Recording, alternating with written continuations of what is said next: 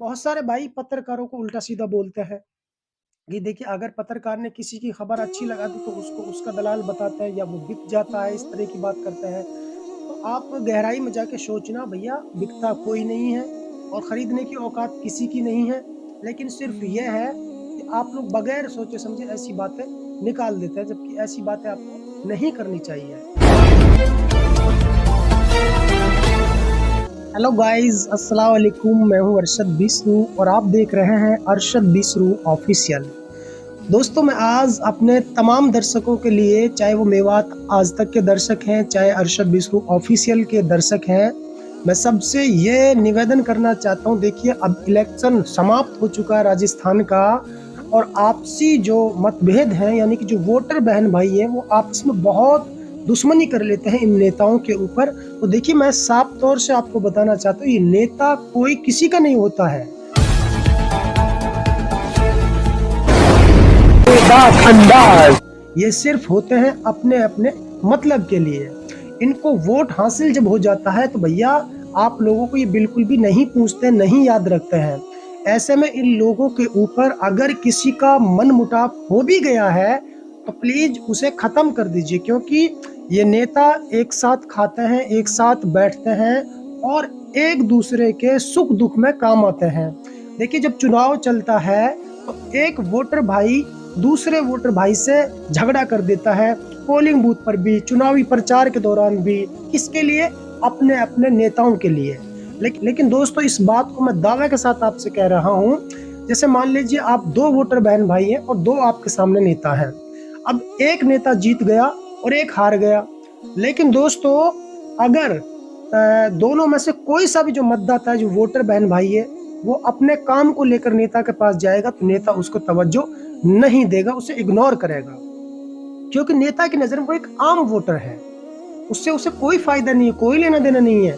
और जो फायदा था वो उन्होंने उठा लिया, क्योंकि उन्हें वोट चाहिए थी, वोट उनको मिल चुकी है। लेकिन दोस्तों, जो वो मतदाता है जिसका लीडर जो है यानी हार चुका है, और मैं आपको ये बताना चाहता हूं कि वो हारा हुआ लीडर भी जो उसके मुकाबले में चुनाव लड़ रहा था, वो जीते हुए नेता के पास जाएगा या कॉल करेगा तो वो नेता बड़े सम्मान से उसकी कॉल उठाएगा और बड़े सम्मान के साथ उसका जो काम है, जिसकी वो बोलेगा, वो काम कर देगा। लेकिन आपका काम नहीं करेगा वो, क्योंकि आप तो वोटर है ना। इसलिए मेरे भाई, इन नेताओं की भी एक फैमिली है। ये जितने नेता हैं, इनका कोई झगड़ा नहीं होता आपस में, ये कोई लड़ाई नहीं होती, ये सिर्फ पब्लिक को चूतिया बनाते हैं। इसलिए ये वीडियो मैं पब्लिक के लिए बना रहा हूँ कि इलेक्शन समाप्त हो चुका है। आपसी रंजिश, आपसी दुश्मनी को खत्म कीजिएगा, भाईचारे को कायम रखिएगा। चाहे हिंदू हो, चाहे मुसलमान हो, चाहे आपस में मुस्लिम मतदाता हो, भाईचारा बना के रखें। और बहुत सारे भाई पत्रकारों को उल्टा सीधा बोलते हैं कि देखिए अगर पत्रकार ने किसी की खबर अच्छी लगा दी तो उसको उसका दलाल बताता है या वो बिक जाता है, इस तरह की बात करते हैं। तो आप गहराई में जाके सोचना भैया, बिकता कोई नहीं है और खरीदने की औकात किसी की नहीं है। लेकिन सिर्फ ये है कि आप लोग बगैर सोचे समझे ऐसी बातें निकाल देते हैं, जबकि ऐसी बातें आपको नहीं करनी चाहिए। एक पत्रकार का और एक लीडर का सीधा संपर्क होता है। पत्रकार एक चतुर चालाक होता है। पत्रकार उस लीडर की तरफ जाता है जो लीडर उन्हें सम्मान देता है। जो लीडर उनका अपमान करता है या फिर उन्हें सम्मान नहीं देता है, उस लीडर को पत्रकार भी लात मार देता है। ये बात याद रखना। कुछ चापलूसी पत्रकार होते हैं, गुलाम टाइप के, लेकिन कुछ जो है हमारे जैसे होते हैं कि जो थोड़ा सा अपना रुतबा रखते हैं। अगर सामने वाला कोई लीडर है, इज्जत दे रहा है, तो हम उनके लिए इज्जत देंगे, वरना अगर इग्नोर करता है तो हम उसको 10 बार इग्नोर कर देते हैं। अंदाज अब अगला चुनाव जो है एमपी का होगा, सांसद का चुनाव होगा, लोकसभा का। उसकी तैयारी में बड़े बड़े नेता आएंगे, फिर आप लोग इसी तरीके से झगड़ा करेंगे। अरे कौन आपको पूछता है? मैं पूरी मेवात की जनता से पूछना चाहता हूँ। देखिए, अलवर से सांसद था ये बाबा बालकनाथ, किसी को पूछा? किसी को पहचानता? नहीं। बुलडोजर चलाने की बात करता है ना। इधर राव इंद्रजीत गुड़गांव से सांसद है मेवात से, किसी को पूछा? कुछ नहीं। कोई विकास हुआ? कुछ नहीं। अब दोबारा से आएंगे वोट मांगने। तो मैं आपको ये बताना चाहता हूँ, आपस में भाईचारा बना करके रखें, इन नेताओं के ऊपर बिल्कुल भी झगड़ा ना करें। जो मेवात आज तक चैनल है वो केवल न्यूज़ के लिए, उस पर मेरी न्यूज़ चलती है। और ये जो चैनल है अरशद बिसरू ऑफिशियल, इस पर मेरे ब्लॉग्स भी आते हैं, मेरी शॉर्ट वीडियो भी आती है, और मेरी शॉर्ट मूवी टाइप की जो वेब सीरीज़ मैं बनाने की तैयारी कर वो भी इस पर आएँगी। और इस पर मैं कोई भी बातें अपनी रख सकता हूँ, जैसे कि अभी मैं आप लोगों को जागरूक कर रहा हूँ भाई नेताओं के चक्कर में आप अपना झगड़ा ना करें, भाईचारा खराब ना करें।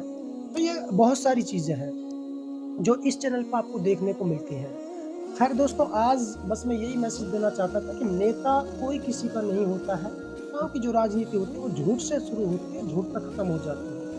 80% ये जुमलेबाज होते हैं, जुमला बोल कर के लोगों को गुमराह करते हैं।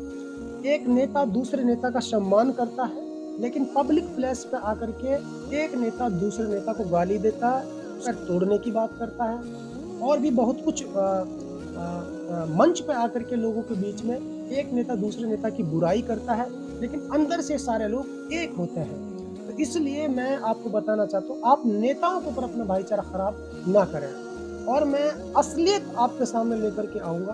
आप कुछ दिन रुकिए, 3 तारीख के बाद में मैं स्टेप बाय स्टेप आपको कम से कम 10 ऐसे नेता बताऊँगा, जिनके बारे में बिल्कुल सच्चाई आपको दिखाऊँगा और आप मान जाएँगे वाक़ई जो अरशद बीसरू ने दिखाया है, वो हकीकत और सच्चाई है इन नेताओं की। एक-एक नेता का पोल खोलने के लिए मैं एक एपिसोड चला रहा हूँ। उस एपिसोड में आपको यकीनी तौर पे बताऊँगा कौन नेता कितने पानी में है और कौन नेता कितनी इज़्ज़त करता है जनता के अपने कार्यकर्ताओं की। और इनकी सोच क्या होती है, इनकी मानसिकता क्या होती है समाज के प्रति, मेवात के प्रति, हमारे पिछड़ापन के प्रति या अपने परिवार के प्रति, वो पूरी डिटेल आपको बताऊँगा। मेवात का ऐसा कोई लीडर नहीं है जिससे मैं आज तक मिला नहीं हूँ, यानी सभी से मेरे ताल्लुकात हैं, लेकिन जनता के सामने पोल खोलना भी बेहद ज़रूरी है। 3 तारीख के बाद में स्टेप बाय स्टेप मैं सबकी बारी-बारी से पोल खोलने की कोशिश करूँगा। हाँ, किसी भी नेता से मुझे भी पर्सनल एलर्जी नहीं है, मेरा भी किसी से झगड़ा नहीं है, लेकिन जनता को सिर्फ ये दिखाने के लिए तुम नेताओं के ऊपर झगड़ा करते हैं, एक दूसरे से दुश्मनी करते हैं। 5 साल तो क्या 10 सालों तक आपकी दुश्मनी चलती है अपने-अपने नेताओं को लेकर। लेकिन ये नेता आपको भूल जाते हैं, आपको इग्नोर कर देते हैं और आपके किए पे पानी फेर देते हैं। आपकी मेहनत जो होती है इनके लिए, आपकी वफ़ादारी जो होती है, उसको भूल जाते हैं। और सबसे बड़ी बात, ये नेता कानों के इतने कच्चे होते हैं, इनको सुनता बहुत कम है और दूसरी तरफ इनको सुनता बहुत है। यानी कि आपने कितनी भी वफ़ा इनके साथ की हो, लेकिन दूसरे बंदे ना आके बोले, "अरे साहब ये तो ऐसा है, वैसा है।" तो फिर वैसे ही मान लेंगे। इसलिए ये कानों के कच्चे होते हैं।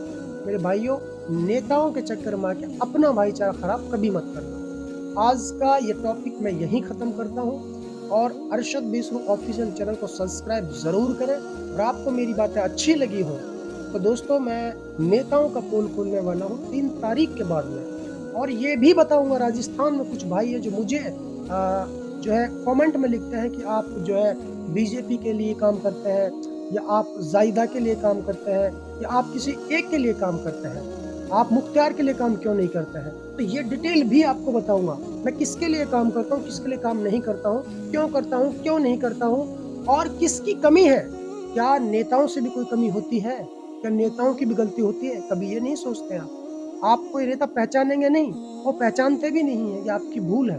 तो चंद लोगों की मंडली होती है जिन्हें नेता पहचानते हैं, लेकिन उस मंडली के अंदर भी हमारा नाम तो आ जाता है, आपका नहीं आता है।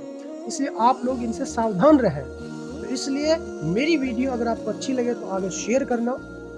मैं ये बता चुका हूँ किसी नेता से मेरा झगड़ा नहीं है, लेकिन जनता से मुझे प्यार है कि मुझे किसी नेता ने नौकरी नहीं लगाया है, बल्कि जनता ने मुझे एक ऐसी नौकरी दी है, अपना ऐसा नौकर बनाया है कि आज मैं खुद 10 बच्चों को नौकरी देता हूँ इस प्लेटफॉर्म के माध्यम से, इस चैनल के माध्यम से। तो बहुत-बहुत शुक्रिया मेरी प्यारी जनता का और आप मेरी वीडियो को शेयर करना और नेताओं से सावधान रहना। अस्सलाम वालेकुम, अल्लाह हाफ़िज़, जय हिंद, जय भारत।